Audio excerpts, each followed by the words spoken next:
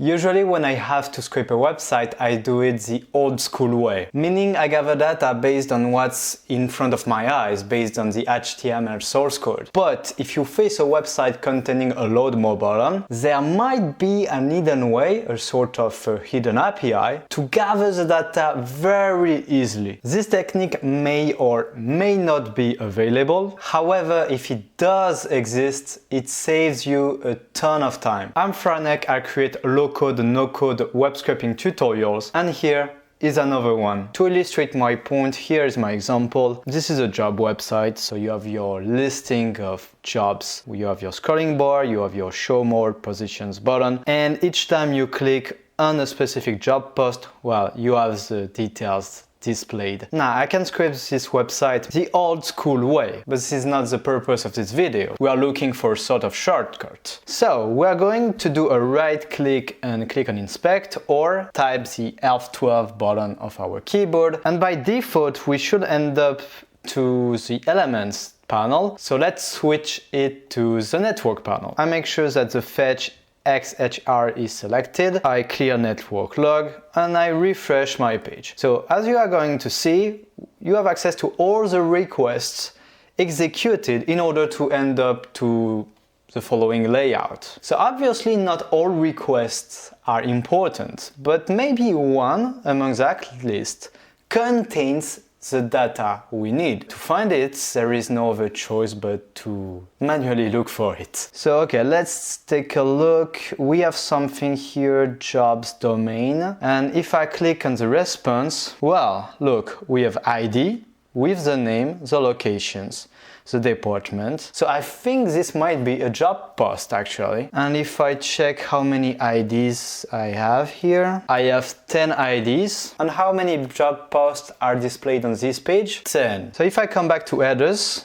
I have access to my request URL. I know this is a get request method. If I copy and paste my URL on my browser, I see that one peculiar data field here is a job post URL. So I might want to extract that for sure. Okay, so we have one URL containing 10 job posts, but obviously that's not enough. We want to scale things up. To do that, let's scroll down our listing. Then I click on the show more positions button. What's going to happen is that a new request has been made. That request is pretty damn similar to the first one. If I do a Control F and I'm looking for the job post, here we go, 10 results. And now we are talking because based on that second URL, we are able to batch generate multiple requests at once. Look at this URL more closely. We have an indicator here, and start is equal 11 and number is equal to 10. So the way I understand it is that we have 10 job posts on this URL and it starts from the 11th job post. If I switch that number and instead of 11 I type 1, well, I have my first URL. If I switched it to 21, I still have got something, and so on. Now you have 100 different ways of scraping this website. The one I'm going to personally use is with Octoparse, and we're going to use the free version for now. So make sure to download it. Good? You have done it? Okay, let's move on. I paste my URL and I click on start. It's not gonna work this way, but if I check JSON, and I make sure that the get method has been set up, I click on apply. Now we are talking. And you see within the positions, we have our different job posts. So let's create a loop. That's 1, that's 2. If I click on element data and I click on my loop item, look, I have my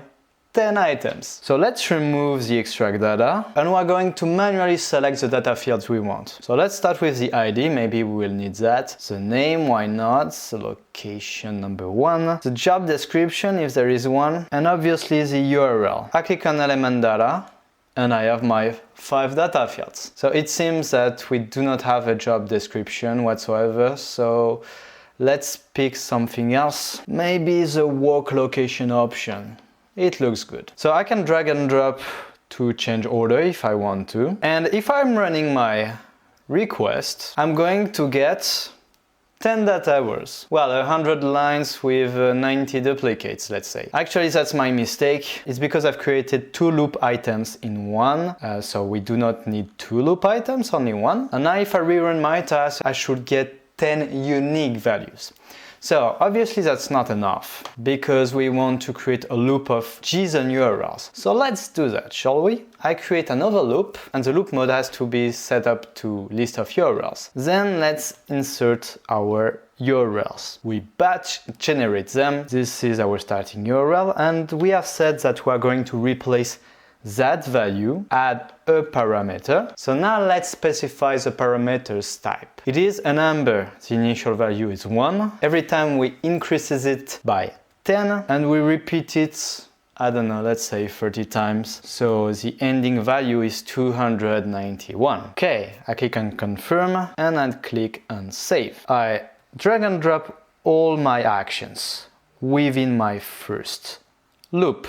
So let's rename it, let's say this is my loop URLs. And one last thing, which is paramount, make sure that you check that box, load URLs in the loop. Otherwise, it will only execute the first URL, and we do not want that. Okay, so let's give it a try. I click on run on my device. If we have set that up correctly, we should get the data pretty damn fast. So in the meantime, I take that opportunity to say that if you need help regarding your web scraping project, you can actually email me. The email appears on your screen or in the description. All that remains to do is to export your database in Excel, CSV format, whatever you like. And this, my friend, is what it should look like.